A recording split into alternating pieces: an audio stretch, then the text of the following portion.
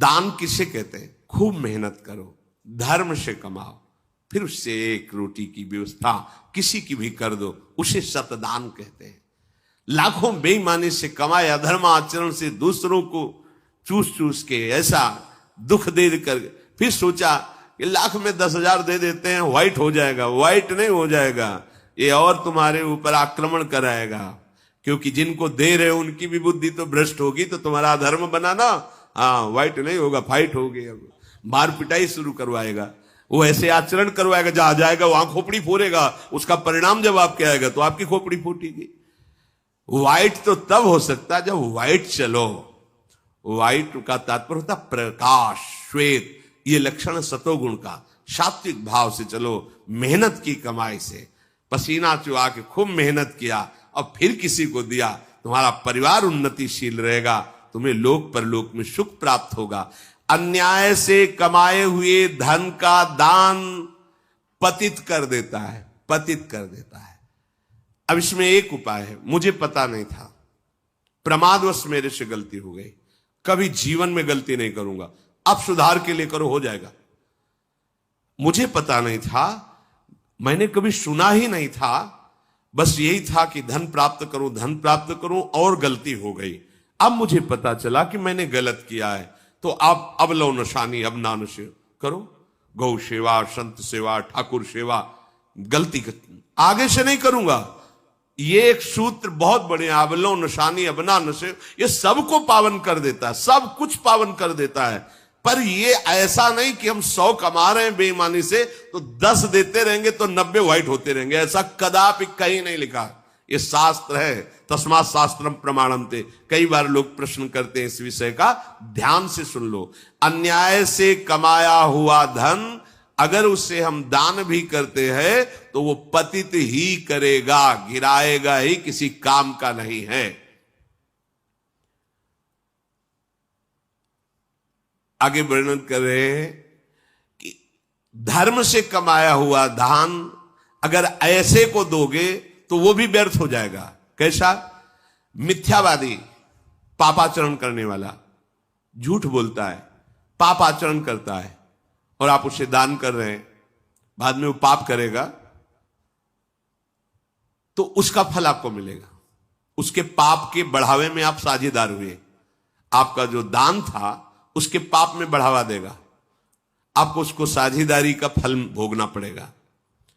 कृतज्ञ, जो दूसरे के किए हुए को उपकार को नहीं मानता, अभिमानी और मदिरा पान करने वाला, अब आपसे पैसा लिया, शराब पिया, गंदे आचरण किए, आप उसके हिस्सेदारी बने। ऐसा थोड़ी दान की कोई मांग रहा है दे दो, बहुत पात्र और अपात्रता का निर्णय करके दिया जाता है। ऐसे नहीं कि मांग रहा है तो देना ही पड़ेगा, नहीं, हमें अधिकार समझ में आवे कि हमारे द्वारा दिए हुए धन का सदुपयोग हो रहा है, वहां पात्र देख करके धन आदि का दान किया जाता है। जो पतित हो चुका है, जो अधर्म व्यवसायी है, जो तमोगुण से आवृत रहते हैं और अंदर क्रोध भरा रहता है, अहंकार पूर्वक दान करते, मेरा सम्मान हो, ऐसे का दान ही नहीं स्वीकार करना चाहिए। ऐसे का दिया हुआ दान व्यर्थ हो जाता है, उसे निश्चित अन्य योनियों में जाके कष्ट भोगना पड़ता है। तामसी अहंकारी दान करने वाला परिणाम में दुख ही भोगता है। मैंने दिया, ये मैंने बनवाया, ये मैंने किया, ये तमोगुण का लक्षण अहंकार है। श्रेष्ठ मंत्रवेत्ता, सतमार्ग में चलने वालों को दैन्य होकर छुपा कर दान देना, ये उत्तम लोगों की प्राप्ति कराने वाला है। देखना है, धर्म से चलता है, हम जो धन देंगे उसका धर्म में प्रयोग होगा। मंत्रवेत्ता है, निरंतर मंत्र का अनुष्ठान करता रहता, पावर है। अगर हमारा धन ऐसी जगह गया तो हमारे पापों का नाश करके उत्तम लोगों की प्राप्ति कराएगा। जो साधु, महात्मा या गृहस्थ खूब जप परायण है, सदैव धर्म से चलता है, शास्त्रों का स्वाध्याय और उसके अनुसार आचरण और वेदत्रयमयी नौका में स्वयं बैठकर दूसरों को उतारने की सामर्थ्य रखता है, अर्थात धर्म शास्त्र के अनुसार चल के खूब भजन परायण, खूब साधन परायण है, कहीं कोई पापाचरण नहीं है, ऐसे को यदि दान दिया जाए तो वो तार देता है। ये दान उसको जितने भी अपराध उन सबसे तार देता है। पर दान देने का अधिकार पात्र को देखकर, ऐसा नहीं कि किसी को भी कहीं भी, हाँ हम केवल यश सुनने के लिए वाहवाही सुनने, वो सब व्यर्थ चला जाता है। हे युधिष्ठिर, जो साधुओं को संतुष्ट करता है उस पर सारे देवता अपने आप संतुष्ट रहते हैं। साधुओं के वचन ही आशीर्वाद हैं, वही लोक परलोक का सुधार कर देते हैं। बस उनको उनके वचनों के अनुसार अपना जीवन बना के देखो, अपने आप लाभ मिल जाएगा। संतों को संतुष्ट करने से, संतुष्टता संतों को बाह्य पदार्थों से उतनी नहीं होती जितनी अपनी आज्ञा पालन करने से। आज्ञा पे चल रहे हो, हृदय शीतल हो गया, लोक परलोक सब सुधर गया तुम्हारा। यही परलोक सकल सुख पावत, मेरी शोभैया कृष्ण गुण संचु। संपूर्ण शास्त्रों का ज्ञाता हो, संपूर्ण धर्म के रहस्य को जानता हो और स्वयं अपने उद्धार करने में समर्थ हो, ऐसे को दान दिया जाए तो शक्तिशाली होता है, तो वो दान तुम्हारा उद्धार कर देगा, तुम्हारा कल्याण कर देगा। यदि साधु को भोजन कराया जाए तो साक्षात भगवान और अग्निदेव संतुष्ट हो जाते हैं। वे उतना यज्ञ या होम से संतुष्ट नहीं होते जितना साधु वैष्णव के मुख से भगवान संतुष्ट होते हैं। चंदन पुष्प चढ़ाने से उतना संतुष्ट नहीं होते जितना साधुओं की सेवा से संतुष्ट होते हैं। इसलिए तुम सभी उपायों से उन अतिथि साधुओं का सेवा करने का प्रयास करो। जो आए हुए संत वैष्णव अतिथि के चरण धोने के लिए जल अर्पित करता है, उनके पैर, उनके चरण धोता है, जहां वो वास करते हैं उजाले के लिए दीपक की व्यवस्था करता है, उनके उदर पोषण के लिए अन्न की व्यवस्था करता है या वास की व्यवस्था करता है, उसे कभी यमराज देख भी नहीं सकते। वो निश्चित भगवत कृपा को प्राप्त होता है। जो भगवान के श्री विग्रह की सेवा करता है, उनमें पुष्प अर्पित करता है, बाद में चढ़ाए हुए पुष्पों को उतारता है, साधु वैष्णवों को पवाता है, उनकी जूठन साफ करता है, चंदन माला पुष्प आदि से उनकी सेवा करता है, उनके चरण स्पर्श करता है, तो करोड़ों गौदान से भी अधिक महत्व रखता है ऐसा सेवादान। हे युधिष्ठिर, जो भक्तों की वास व्यवस्था, वसुंधराम तु यो दद्यात् द्विजाय विदुरात्मने दातारम हनुगच्छन्ति सर्वे कामाभिवांछिताः। जो भक्त वैष्णव मंत्रवेत्ता, नाम जप करने वाले, धर्म पे चलने वाले हैं, उनको जो भूमि दान करता है, वास की व्यवस्था करता है, वो अपनी कामनाओं को पूर्ण करने में समर्थ हो जाता है। मनोवांछित भोग उसे स्वतः प्राप्त होते हैं।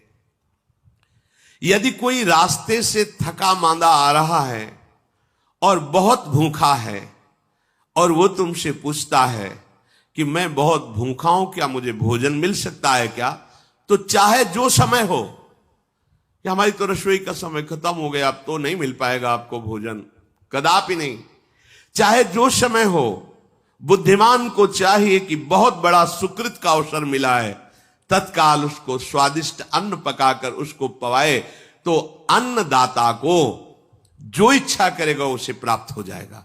कोई भूखा ऐसे, वो साधु है कि नहीं, इससे मतलब नहीं, वो भूखा है, थकित है, पूछ रहा है मैं कई दिनों से भोजन नहीं, मुझे भोजन मिलेगा क्या, कहीं भोजन मिलेगा क्या, हाँ हाँ अब बैठिए, तत्काल आप उस रसोई चढ़ाइए, कुछ ना कुछ उसे बना करके पवाइए।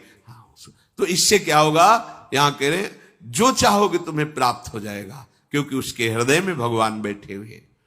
जो अपनी सामर्थ्य के अनुसार अच्छे ढंग से पवित्र भाव से भोजन तैयार करता है और वो भोजन भक्तों को अर्पित करता है, उस पुण्य कर्म के प्रभाव से वो प्रजापति ब्रह्मा के लोक में जाता है, अर्थात ब्रह्म लोक को प्राप्त होता है। जो लोग प्यासे को जल पीने की व्यवस्था करता है। अब जैसे पहले था जगह जगह सरोवरों में भी जल पीने लायक रहता था, अब सरोवरें नहीं रह गए। फिर कुआं 30-35 में बड़ा सुंदर जल, वो भी व्यवस्था गई। हैंडपैप, अब वो भी व्यवस्था गई।